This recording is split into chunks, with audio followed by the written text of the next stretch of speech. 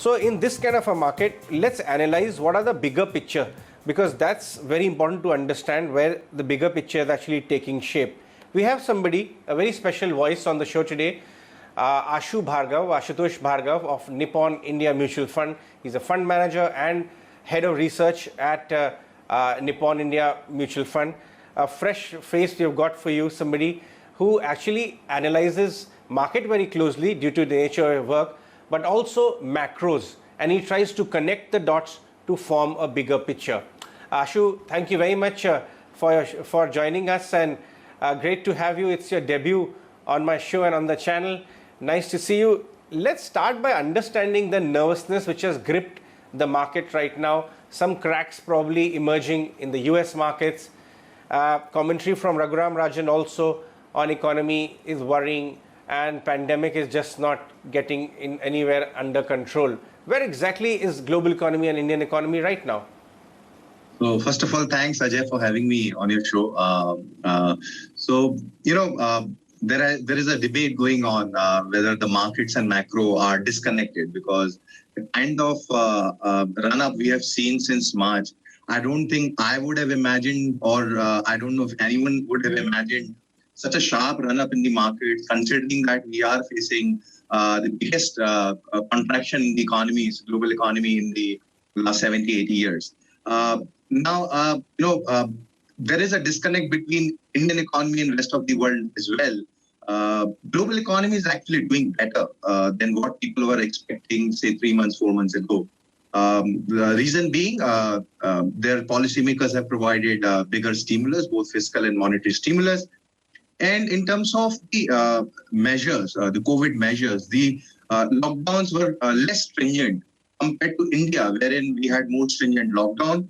And obviously, the extent to which both the government of India and the RBI has provided the stimulus on a relative basis is much lower versus the certain developed markets like US and Europe.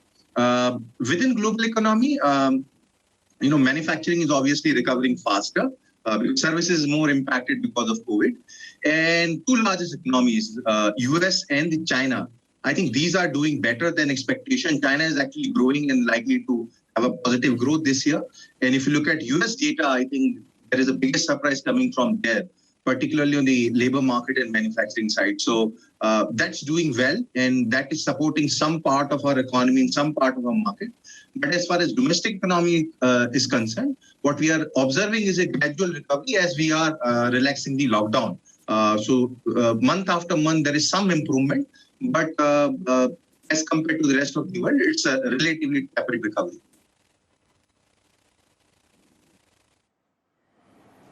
Ashu, let's talk about the market valuations.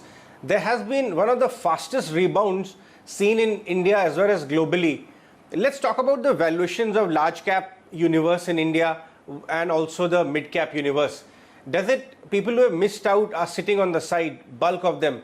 How are you analyzing the valuation picture versus the real earnings potential out of the, say, top 200, 300 companies in India? You must have gone through the numbers and the management commentary so far. Are you feeling comfortable at the valuations?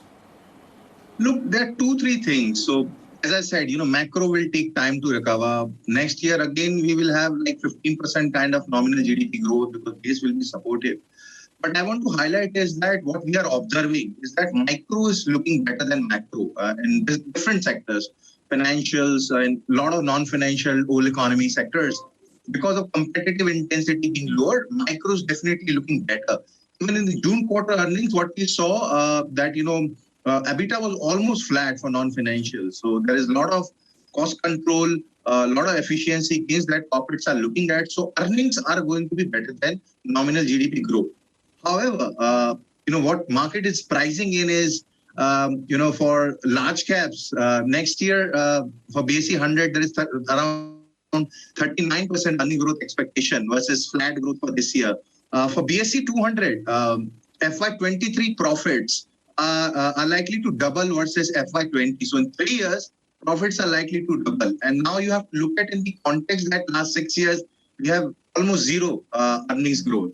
So in that sense, market is a bit optimistic, pricing in very, very strong recovery, maybe pricing in some kind of vaccine solution as well. And therefore, the valuation on a 2-year basis may not look very high, but on a 12 to 18-month basis, we have never seen the valuations like this in Indian market or in global market. We are trading at 22 times or above from a 12-month perspective with and 19 and a half times on a FY22 basis. And again, I'm repeating, this is after discounting 40% earning growth. So there's hardly anything left in terms of valuation re-rating which is possible. And I think market is pricing in a lot, wherein I don't think there could be a meaningful earning surprise on the positive side. So it's a kind of tricky situation that if you allow time, market will start looking more reasonable, but a lot of good things are being priced in.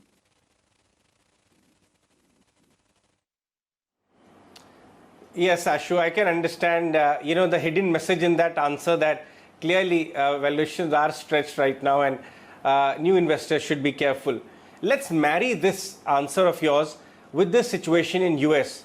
There are cracks emerging in the big strong pillars of the US market, which is tech. And Indian market has been very correlated with Dow over the longer term.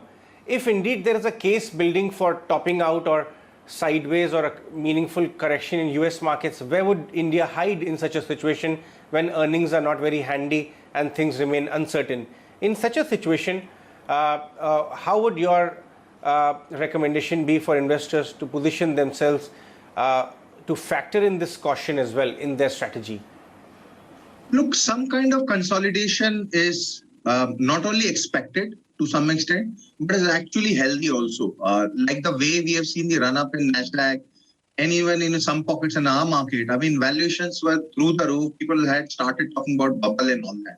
So I think if market consolidate more in terms of time and less in terms of price, I think we should welcome it, because we don't want a situation that market run up very sharply and then investors have to face a prolonged period of disappointment as far as returns are concerned. So I think some consolidation is good. What is happening in US to my mind is tech has done well, but the rest of the market, old economy, financials, or even small caps have actually underperformed.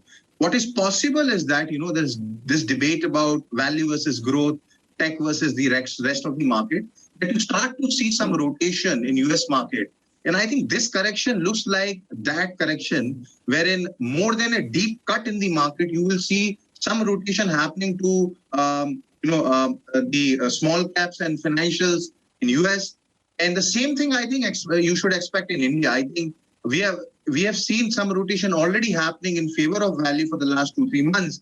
And I think given the setup, given the valuation differential, I think value on a relative basis may keep doing better. And as I said, there's no case for a runaway rally, but I don't think one should expect a very deep kind of cut also. So, this rotation will be a bigger story. Micro will be a bigger story. Bottom up will be a bigger story, while market will do its own thing. So I think I'm not too perturbed about the consolidation. I think it's good.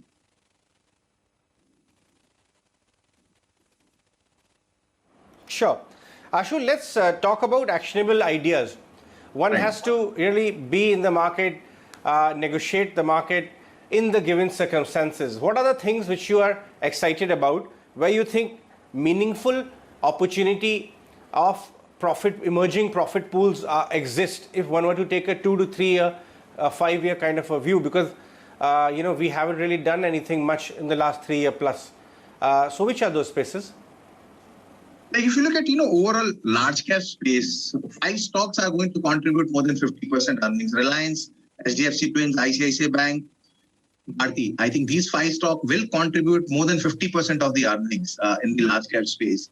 But from a thematic perspective, as I said, micro is looking better than macro. And across sector, I think what we are seeing, and I'll give you an example of financial being the largest sector. There you have seen massive consolidation, which is happening for the last 2 years since we had our own version of shadow banking crisis. Due to COVID, these large companies with strong liability franchise, with decent capital adequacy, and some of these large banks have actually raised capital, this sector will actually generate very large profit pool because pricing power is returning to the large players. And there will be, to my mind, some kind of margin, expansion, which you could also see in the near term. So asset quality worries aside, I think there is large profit pool available with financial. I think telecom is another sector where profits would be very, very large. Other sectors, I think, where I am excited is the whole this narrative about Atmanirbhar Bharat and then Make in India. I think last 6 years it was more of a slogan, but what we have seen the last 1 to 2 months is kind of announcement from the government of India, really commendable. Week after week, we are seeing announcement coming for APIs, for electronic manufacturing, for defense.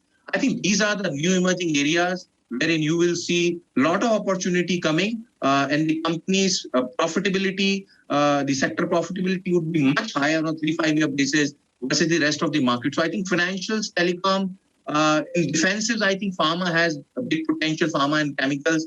I think part of this whole import substitution, plus, the supply chain moving away from China's story, I think falls into healthcare and chemical as well. So I think these are the 3-4 things wherein, from profitability perspective, you will see a bigger headlines and probably some kind of upside surprise as well.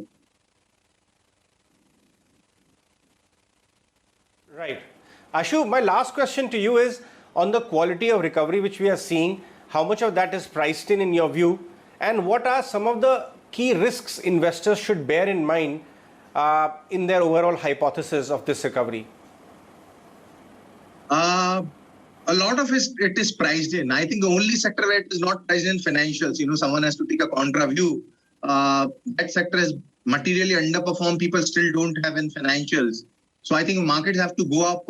Financials is actually performing better in terms of profitability. I think that can only take market higher, to my mind. But other than financial, I think a lot of sector things are pricing for FY22, FY23 basis.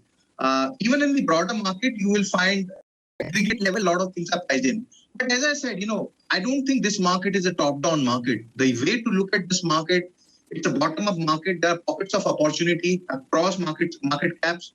So you will find good risk reward. Within sector, you will have a lot of winners. While, the sector may not do much. So I think focus should be on bottom-up. While there will be a lot of talks about, US election and other factors which are more top-down. But I think our focus internally is more bottom-up. We are finding a lot of good risk-reward opportunity from 2 to 3 year perspective.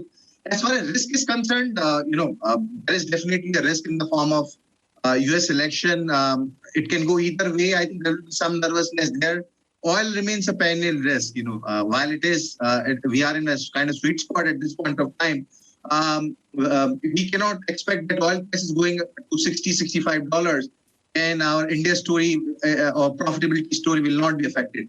And the last point is, I think markets still expect more from government and the RBI. The reform momentum will continue. Some stimulus around the festive season will come. I think there is very little scope for disappointment from the policymaker side. So I think these are 2-3 things we are looking at very closely. But market is, probably being relatively complacent, but we can't take, where market is priced to perfection, we can't ignore these 2-3 risks, at in the short to medium term.